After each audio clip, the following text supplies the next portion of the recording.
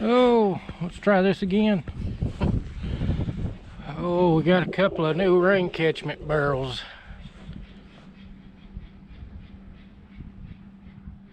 Just upgrading from what we had. We had this little blue one over here, and it just wasn't enough. So we'll see how that works. You can see it's green around here.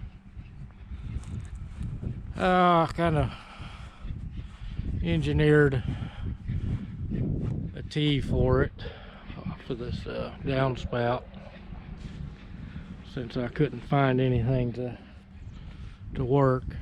I just got a short piece of downspout and some 90s, 45s, whatever they are, probably more 45s. But anyway, that's I just cut a hole in the back of it, siliconed, and stuck a screw in there to hold it. I could have split it in half and put one on the bottom, but hindsight's always 20/20. Here's the garden. We got at least 5 inches of rain last Friday. I don't know. Some people reported 6.5 inches, but I'm not sure what we got, so I didn't have my rain gauge out. But I was able to get across my garden yesterday. Since that rain came down so hard and fast, it was mostly runoff. But I planted a couple of rows of beets, a couple of rows of collards, and a couple of rows of mustard greens. Oh, I had some frost covers over this for those really cold nights we had, and they took a little bit of damage. You can kind of see the discoloration on some of the leaves, but they should snap on out of it. Hopefully. They may be stunted, I don't know.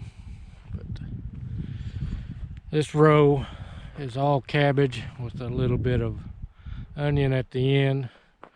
Need to get over here and weed the garlic row. This other row is broccoli, half broccoli and half cauliflower, with a little more onion on the other end of it. I still don't have my potatoes planted.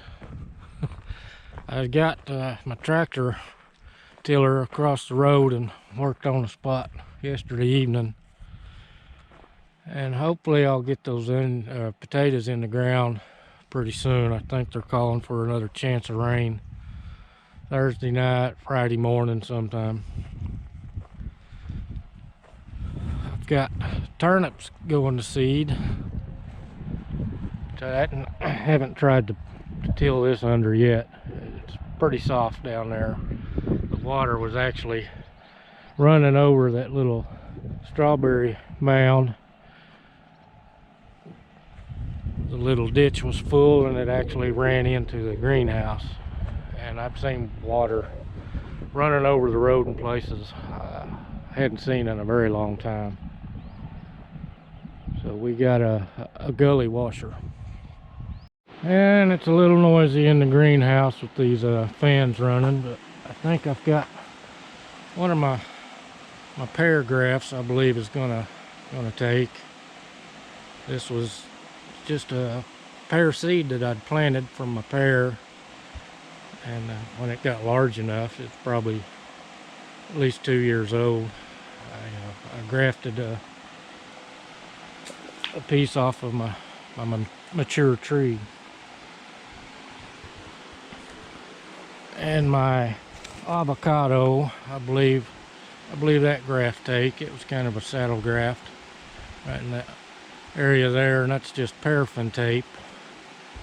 And then I come back a little later and put a bud graft on the side of it there. It looks like it's going to pop through, and that paraffin tape will just degrade and fall off. You don't have to worry about removing it. Junk in the floor.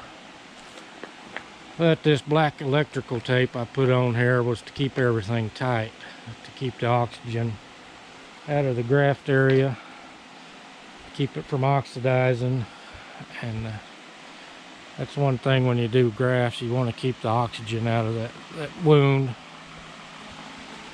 I've got some double gold raspberry and yellow carrot beds, looking pretty good. It's got some pretty nice carrots in there already. These are some red Pontiac potatoes I've had in here all winter.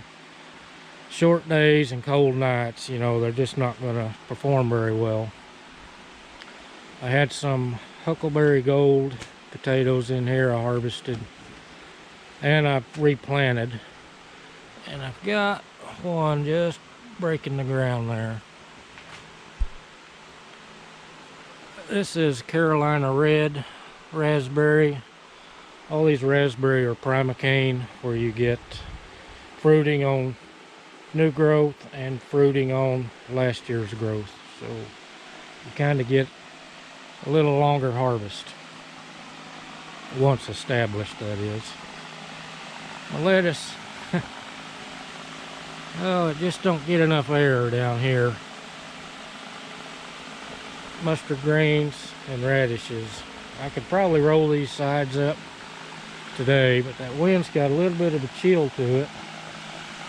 And with these tropicals and subtropicals, I try to keep this greenhouse a little warmer. Got a bunch of sweet potatoes I gotta get ready for harvesting the slips off of.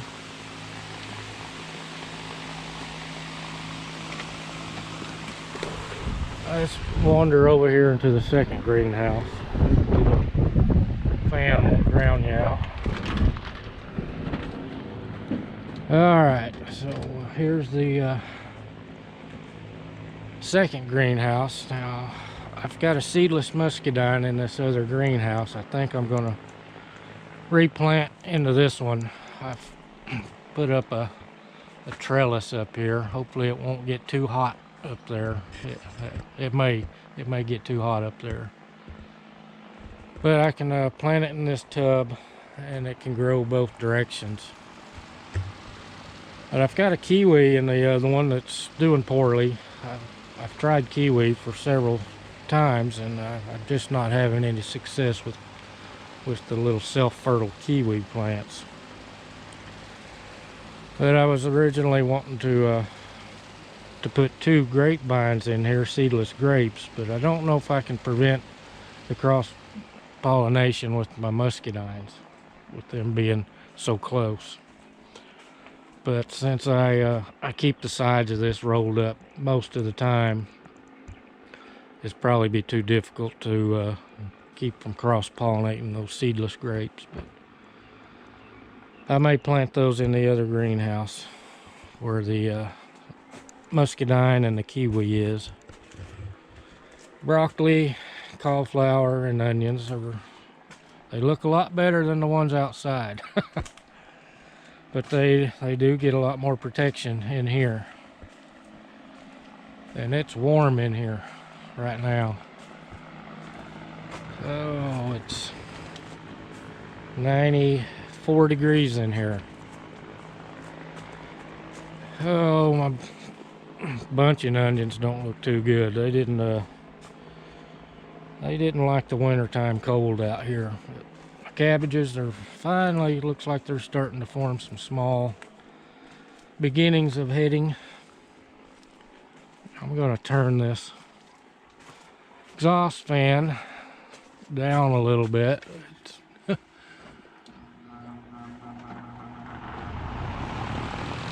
There we go. Looks like I've got a bud graft coming out on this one. This is a plum tree, and I think this apricot, I think it's going to take a hold. I don't know about this one yet. It might.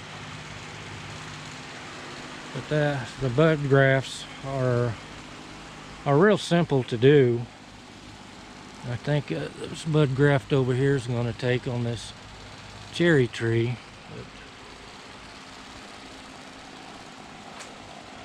I've got some rootstock ordered. I've got a couple of apple rootstock and a pear rootstock I'm going to graft to. They were supposed to be here today, but I think they got held up. Oh, my little patio peach. It's got a bloom, but I don't think it's going to get pollinated in here. I may move it outside, but the bees, they may not fool with it anyway. They've got a lot of forage out there that's keeping them busy right now. My pink lemonade blueberries, they're blooming, but nothing's working them. You know, nothing has found them because there's so many other small flowers out there in the pastures to keep any pollinators busy. Even the strawberries are blooming. And I've got 3 beehives up there in the bee area, so there's plenty of bees available. It's just getting them interested in these plants. I know some little moths are probably paying attention to them, and I've got my bug zappers out trying to thin the moths down. I've got way too many moths. I don't think we'll have any fruit on the trees this year. From what I can see, we had that late freeze after everything had bloomed. Pear trees, I didn't see very many blooms on them even. The only thing that still has a chance, knock on wood, is the apple trees. They have not bloomed yet. Oh, we've got lots of pineapples. Looks like they're going to flower. I've counted them. There's 8 of them at various stages. This one here is just peeking out. There's another one peeking out. These are way down there, but they're gonna flower. So we should get some pineapples this year. And I'm hoping these bananas up here will fruit. This is a super dwarf Cavendish, and these are Cavendish bananas that are just dwarf, where this one fruits at a smaller size. But we'll see how that goes. I don't know if it's worth the trouble to keep this greenhouse heated through the winter, because it's very labor intensive, and I went through a lot of firewood this year feeding that double barrel stove. So it puts out the heat, but it burns a lot of wood in the process. Tomato, they're not liking these cold nights. See, there's a little bit of issues on these leaves I don't like. This is a laced up elderberry. I ordered a black tower. This is what they shipped me. We got that straightened out. I decided to keep this at a reduced price. They ran out of the black tower. I did find the black tower plant at another place on the internet at a significant cost increase, but hopefully I'll get a black tower.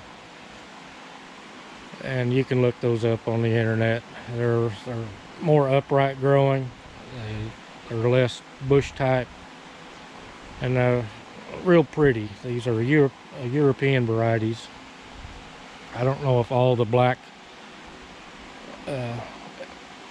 elderberries are European varieties, but a lot of them are. So, no fruit on the avocado this year. It bloomed in February in the most bitter cold time of the year. Maybe if they get acclimated, they'll bloom at a later date. This was the first winter, I believe, that they had gone through. So it may take some acclimating, just like the apple trees. The apple trees I have in containers, they bloomed at different times, so I wasn't able to manually cross-pollinate with the different varieties.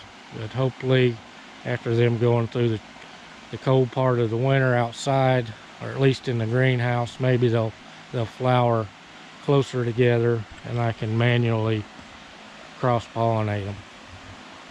Just wanted to give you all a little update.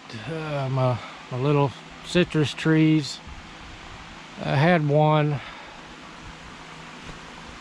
little fruit and it might fall off still, and this variety is a sweet orange, but we'll see how that goes. My satsuma hasn't really bloomed. I mean, it dropped off most of its leaves. You can tell, looks like it's lacking some nitrogen, or it may just be the cold soil. I've had a couple of blooms on it, but I don't know if I'll have any fruit. Hopefully it'll set out some more blooms and I'll have a better crop of satsumas this year. Last year they produced a lot. Tomatoes, there's some blooms on it, but I don't know, they're just not opening up like I'd like to see them open up. And that may be these cold nights, I don't know. It was 45 degrees in here last night. It's going to be, I think, a challenge to get some things this year, especially with these late freezes. But anyway, I'm going to get off here. This is a super long video. See how this works. Got my desktop computer working, hopefully I can do some videos editing with it instead of trying to do that with my telephone. Telephone's really old, the battery's weak. Tried to make a video this morning, and from going from 100% charge to 10-minute video, and killed the battery. So that's the way things are. We don't update electronic stuff very often. We get everything we can out of something before we give up and get something new. So y'all take care. We'll talk to y'all later.